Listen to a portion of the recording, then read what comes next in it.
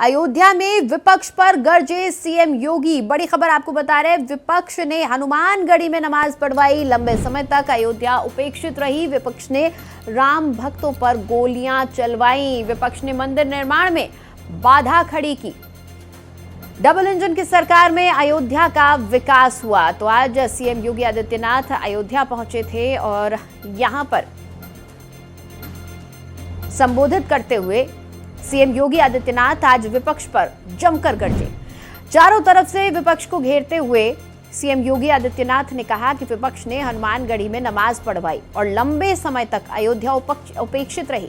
इसके साथ ही सीएम योगी ने आगे कहा कि विपक्ष ने राम भक्तों पर गोलियां चलवाई। विपक्ष ने मंदिर निर्माण में बाधा खड़ी की और डबल इंजन की सरकार से अब अयोध्या का विकास हुआ है।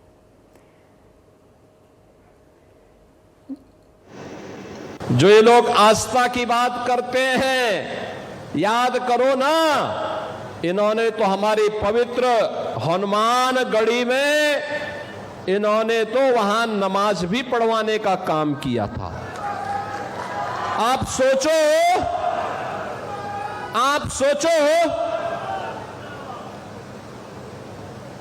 कल्पना करिए, क्या कोई जामा मस्जिद में कभी हनुमान चालीसा का पाठ कर पाएगा?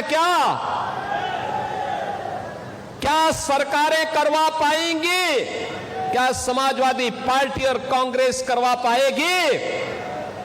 अगर नहीं करा पाएगी तो ये पाप क्यों करवाया गया था? अयोध्या में हनुमानगढ़ी की सीढ़ियों पर नमाज पढ़वाने का पाप क्यों करवाया गया था? कौन करवा रहा था ये? बहन और भाइयों, आज अयोध्या आप देखते होंगे, हमारी अयोध्या तीनों लोकों से न्यारी है। अब अयोध्या ये डबल इंजन सरकार ने किया है। सरयू मैया की आरती रोज होती है, हजारों लोग उसमें भाग लेते हैं। अब यही अंतर है, आज समाजवादी पार्टी और कांग्रेस के लोगों ने मंदिर निर्माण में बाधा खड़ी की, राम के नाम पर प्रश्न खड़ा करने का प्रयास किया, राम भक्तों पर गोलियां चलाई, अयोध्या के नाम पे पहचान का संकट खड़ा किया। ये डबल इंजन की सरकार आई, भगवान राम का भव्य मंदिर का निर्माण हो गया। और इस खबर पर ज्यादा जानकारी के साथ मेरे सहयोगी मनमीत हमारे साथ जुड़े हुए हैं, उनसे बातचीत करेंगे। मनमीत, आज जब सीएम योगी अयोध्या में बोल रहे थे तो वो बोले नहीं, गरजे हैं, और कांग्रेस सपा दोनों को पानी पी पी के कोसा है, हर एक के कामों को याद दिलाया है कैसे हिंदू विरोधी और राम विरोधी काम थे। निश्चित रूप से देखिए, मुख्यमंत्री योगी आदित्यनाथ आज गरजते नजर आए और उन्होंने वो 2003 की पुरानी घटना का जिक्र किया जिसमें समाजवादी पार्टी ने यहाँ हनुमानगढ़ी जैसे सिद्ध स्थान पर जो पीछे की सीढ़ियां हैं वहां पर नमाज अदा करवाई थी। इस चीज को लेकर उन्होंने नाराजगी भी व्यक्त की और उन्होंने ये भी कहा कि क्या समाजवादी पार्टी और कांग्रेस जामा मस्जिद जैसे स्थान पर हनुमान चालीसा करा सकती है, ये सवाल भी किया। तो निश्चित रूप से उस 2003 की पुरानी घटना को आज फिर से उन्होंने जीवित कर दिया है। इस बात को लेकर मैं बताऊं नितिशा, लोगों के अंदर उस समय भी बहुत नाराजगी थी कि सिद्ध स्थान पर जो है इस तरीके के क्रियाकलाप किए गए थे और गैर हिंदू जो परंपरा यहाँ पर निभाई गई उसको लेकर साधु संतों में नाराजगी थी। इसलिए जो है उस समय बहुत आंदोलन भी हुआ था, लोगों ने इसका विरोध भी दर्ज कराया था। लेकिन आज मुख्यमंत्री योगी आदित्यनाथ ने उस 2003 की घटना को फिर से जिक्र किया है, उस मुद्दे को फिर से एक बार जीवित किया है और बेहद नाराजगी उन्होंने ये व्यक्त भी की और समाजवादी पार्टी और कांग्रेस को उस पूरे विषय में घेरा भी है। मनमीत, राम मंदिर चढ़ावा चोरी को लेकर इस बीच हमने देखा अखिलेश यादव काफी मुखर थे, कांग्रेस मुखर थी, अजय राय पहुंचे थे।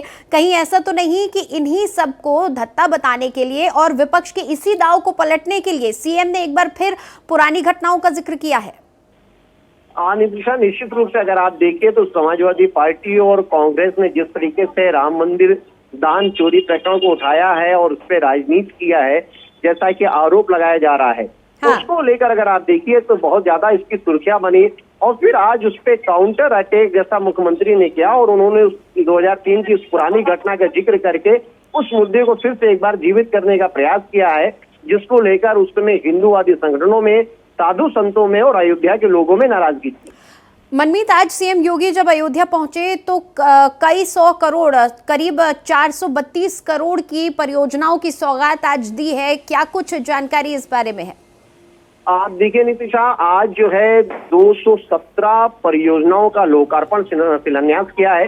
ये बीकापुर के सोहवाल ब्लॉक में आज उन्होंने शिलान्यास किया और लगभग 432 करोड़ की ये परियोजनाएं हैं जिसका शिलान्यास और लोकार्पण किया है।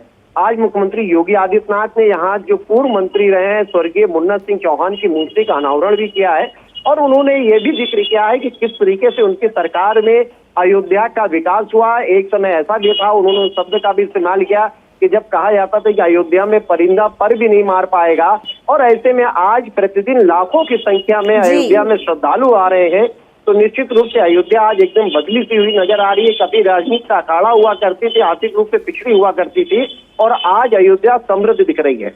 बिल्कुल मनमीत, आज अयोध्या का विकास राजनीति की वजह बन रहा है और अयोध्या की दशा और दिशा दोनों बदल गई। बहुत शुक्रिया इस पूरी जानकारी के लिए आपका।